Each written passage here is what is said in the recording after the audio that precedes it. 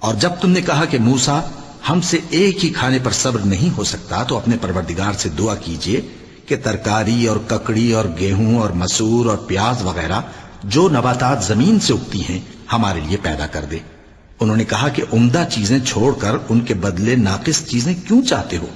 اگر یہی چیزیں مطلوب ہیں تو کسی شہر میں جا اترو، وہاں جو مانگتے ہو مل جائے گا۔ اور آخر کار ذلت و رسوائی اور محتاجی و بے نوائی ان سے چمٹا دی گئی اور وہ اللہ کے غضب میں گرفتار ہو گئے۔ یہ اس لیے کہ وہ اللہ کی آیتوں سے انکار کرتے تھے اور اس کے نبیوں کو ناحق قتل کر دیتے تھے، یعنی اس لیے کہ نافرمانی کیے جاتے اور حد سے بڑھے جاتے تھے۔ جو لوگ مسلمان ہیں یا یہودی یا عیسائی یا ستارہ پرست، یعنی کوئی شخص کسی قوم و مذہب کا ہو،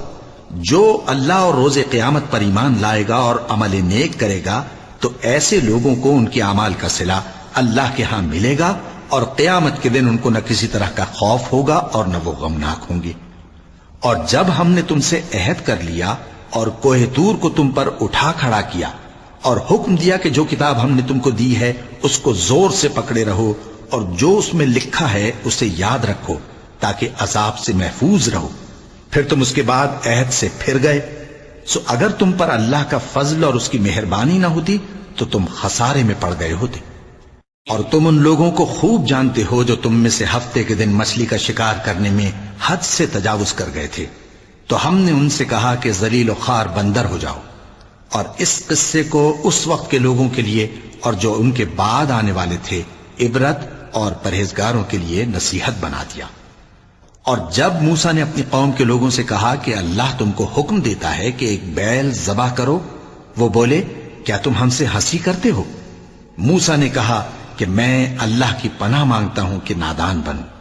انہوں نے کہا کہ اپنے پروردگار سے التجا کیجئے کہ وہ ہمیں یہ بتائے کہ وہ بیل کس طرح کا ہو۔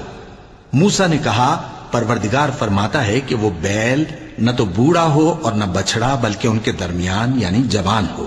سو جیسا تم کو حکم دیا گیا ہے ویسا کرو۔ انہوں نے کہا اپنے پروردگار سے درخواست کیجئے کہ ہم کو یہ بھی بتا دے کہ اس کا رنگ کیسا ہو۔ موسیٰ نے کہا پروردگار فرماتا ہے کہ اس کا رنگ گہرا زرد ہو کہ دیکھنے والوں کے دل کو خوش کر دیتا ہو۔ انہوں نے کہا اب کے پروردگار سے پھر درخواست کیجئے کہ ہم کو بتا دے کہ وہ اور کس کس طرح کا ہو، کیونکہ بہت سے بیل ہمیں ایک دوسرے کے مشابہ معلوم ہوتے ہیں، اور اللہ نے چاہا تو ہمیں ٹھیک